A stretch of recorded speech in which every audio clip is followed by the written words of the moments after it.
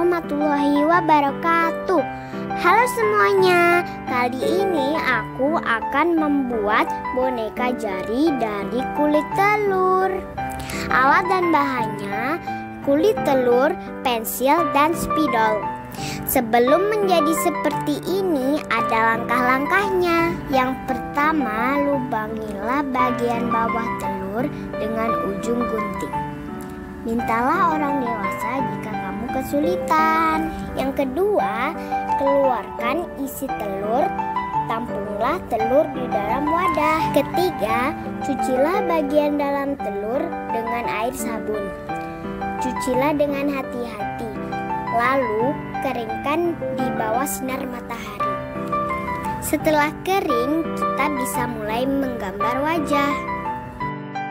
Gambarlah berbagai wajah yang kamu inginkan ya.